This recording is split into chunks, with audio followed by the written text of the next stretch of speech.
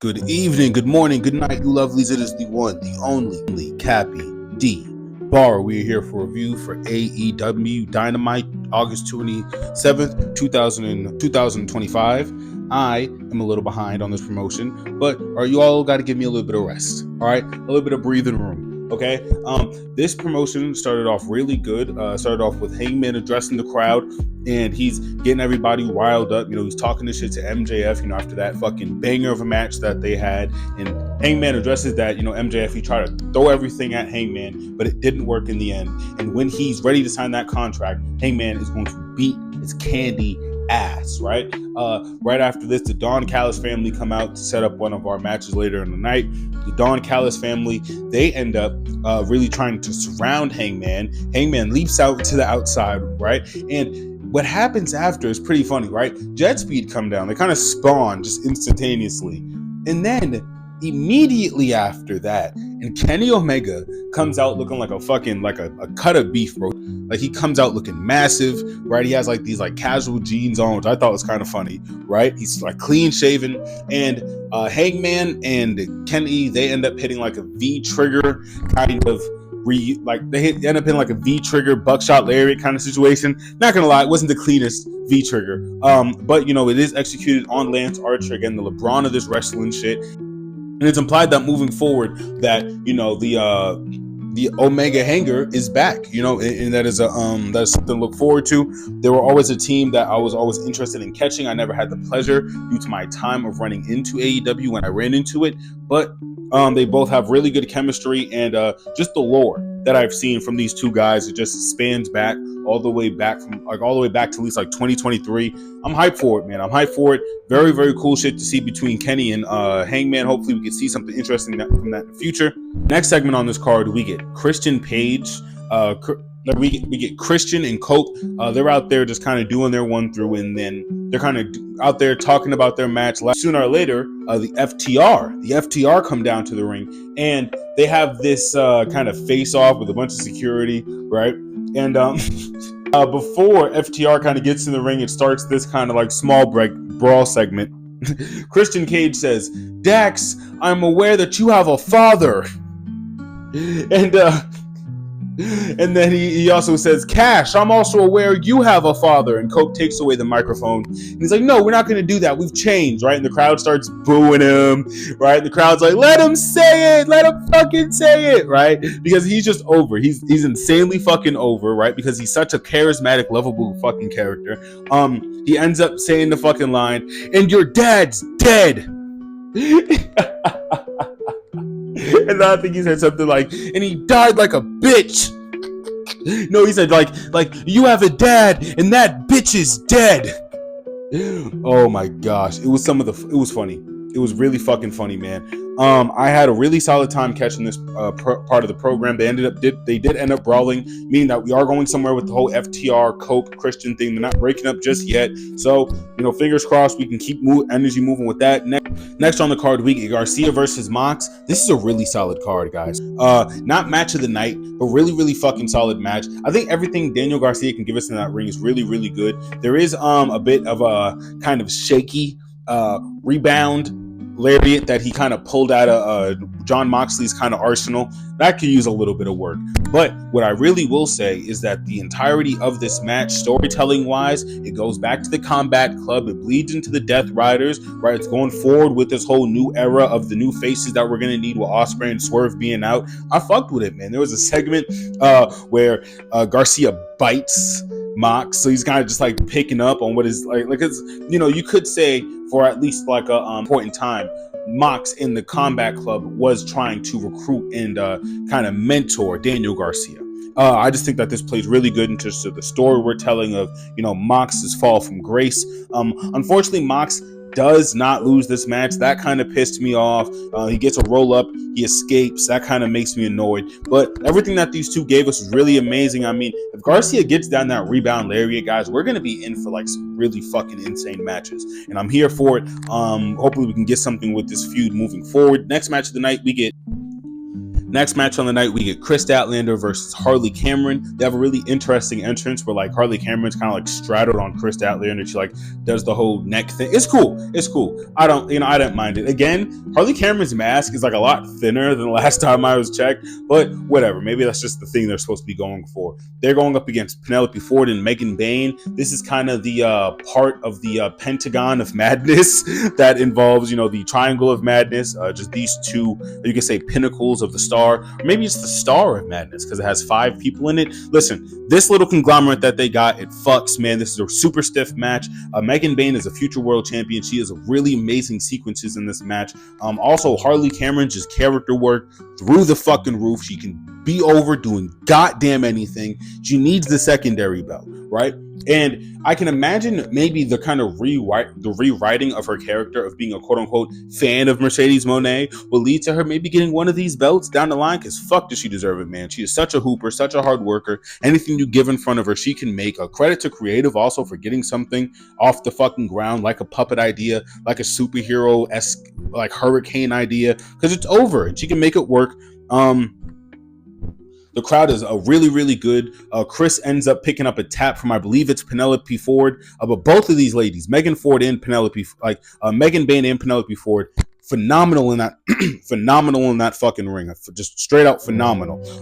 It's a really, really good crowd. They chant tap as she's about to tap out, which I just like. There's a lot of gripe that's going against the venue. The idea is, right, that AEW is supposed to be a lot more intimate and a lot more personal. So when NXT or Evolve has these smaller crowds, they've shown that they can do, bigger, medium-sized arenas, but they know that that's not advantageous to them. So I don't know. I think somebody doing something advantageous to their brand, it just makes sense. It's a very enclosed environment, and with people like a Taz, with the match that we have later on the night with the Darby Allin and Claudio Castagnoli, the environment of this ECW ballroom vibe, it makes sense. Personally, at least, I feel like it just makes sense. Next match on the night, we get the Gates of Agony, and obviously, Ricochet. I kind of like put him in the Gates of Agony, but he's not really like billed as that, so that's a little funky, right? He's going up against the Ops, Samoa Joe, Shibuya, and Powerhouse Hobbs. Shibuya, so fucking clean in that ring. Powerhouse Hobbs, he has a really beautiful sequence with it's a long-haired gentleman. I believe he has like 2 braids. Really, really good sequence between those two. Joe is one of your most over fucking faces in the company. He's as healthy as a horse. This is a really solid match, man. The Gates of Agonies are hoopers, bro. They're fucking hoopers. They have had a really good 4 to 5 solid match run. And I'm telling you, bro, you can see the producing going into these matches, because the spots that are being hit, it's almost like they've hit these spots 30 times. And then they move right into the next sequence and everybody's going over clean. There's not any really messy finishes. It's solid, man. It's solid. There's a really funny part where Ricochet, he thinks that the ref is Samoa Joe, and he gets scared off of the apron. They're kind of just taunting the camera. Taz cracks up. Fucking love Taz, man. He's a gift to this fucking company. There is the finale of this match where Ricochet, he has the upper hand of on the Ops. And MVP, he cracks him in the back with his cane. We later find out in the night that MVP was kind of detained by the UK's version of ICE because he didn't have his passport via Ricochet's snitching. So that's just kind of funny. It's just interesting storytelling. I do think that they're going to put MVP in that fucking jumpsuit, and I really think that they're going to have him wrestle in a 3v3 with the Gates of Agony and Ricochet. That's the only way I can see this going, especially with Ricochet being what he is in that ring. It's just you don't put somebody like that on the bench for the Gates of Agony, or maybe you do. Maybe he needs a break right before he hits an Osprey and goes on a fucking 16 match 7-star run, right? That completely stifles his fucking growth for the rest of the year just due to health reasons, right? I think however you can move with Ricochet, do it intelligently, but I will say I would like to see a lot more of him being a singles worker. He's just fucking amazing at it.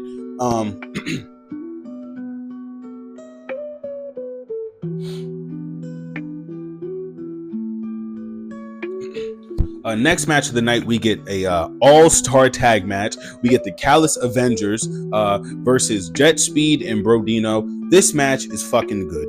This is really, really fucking good. Takeshita has really solid moments with everybody in this ring.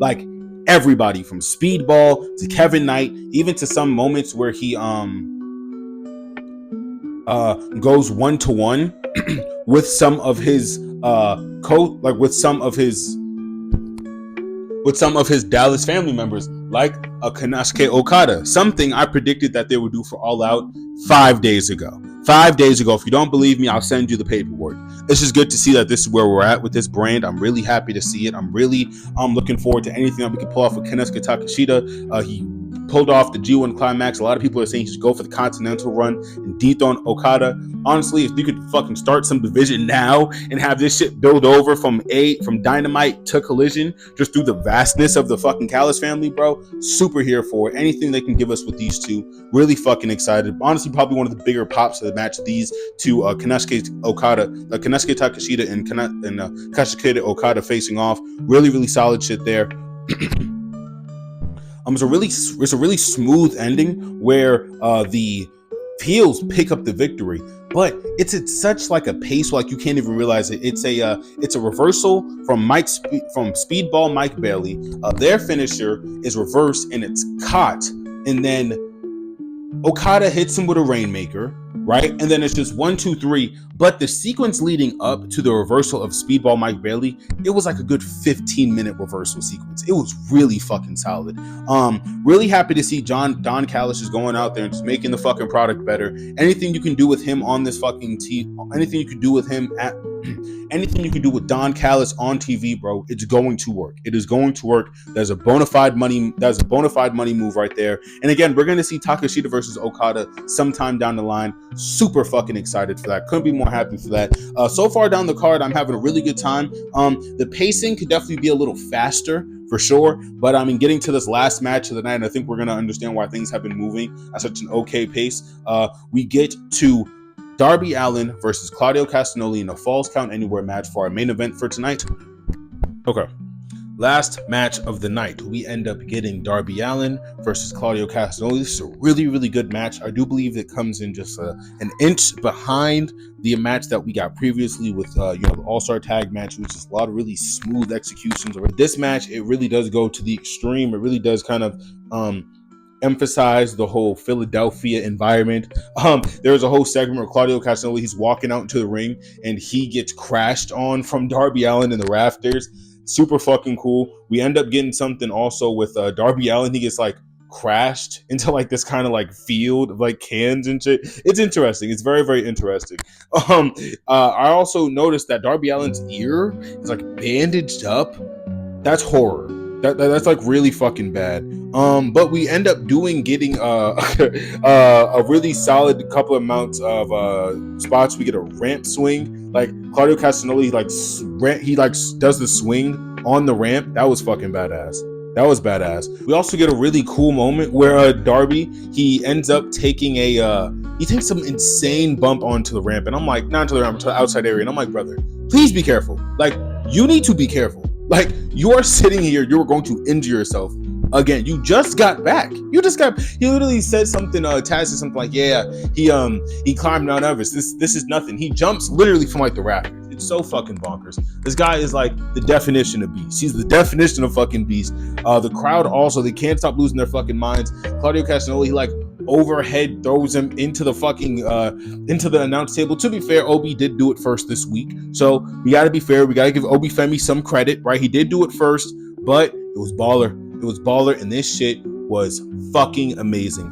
Again, not match of the night, but really fucking close. All in all, man, like from every other appearance, like Hook made an appearance, Willow made an appearance, all the matches, from Daniel Garcia all the way to this, they're good matches, man. They're good matches, and they also have story going into them. There's also a really nice segment with Mercedes Moné. She's just offering up a challenge. As I spoke about earlier, there is a lot of mid-Carter gold on her. So whenever these mid-Carters, whatever which one they want to choose, they can have the right to go up against her eventually. I'm really looking forward to everything we can get with this program next week.